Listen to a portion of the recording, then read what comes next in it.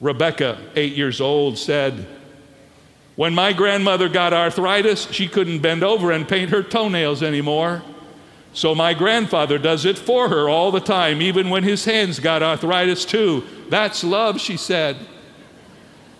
I read that to my wife and said, "Don't even think about it." Billy, 4 years old, said, "When someone loves you, the way they say your name is different. You just know that your name is safe in their mouth." Bobby is 7. He said, "Love is what's in the room at Christmas if you stop opening your presents and listen." Nikki, who's 6, said, "If you want to learn to love better, you should start with somebody you hate."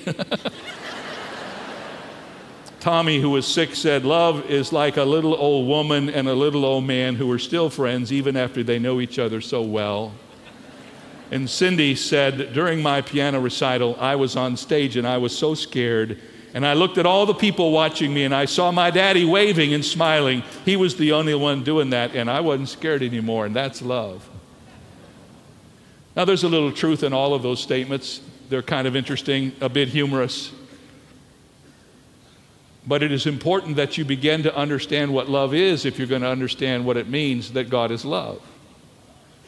And God's love is so different than what we view love to be in our culture today. When we open the pages of the Bible and begin to read about the love of God, we're looking at a multifaceted diamond.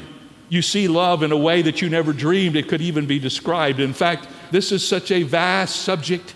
This is such a wide endeavor. How could any human being ever write anything meaningful about the love of God? And then I remembered, as I was growing up, a song that George Beverly Shea used to sing at all of the Billy Graham crusades.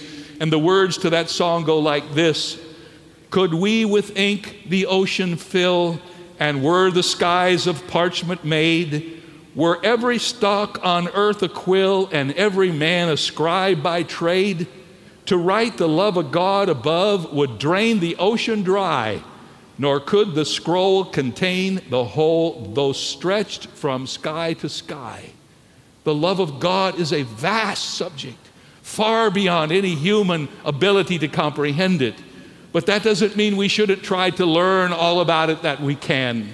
So for these next few moments, I want to tell you some things I've learned about the love of God. Some of the things you may know already, but some may come as a surprise to you. First of all, the Bible teaches us that God's love is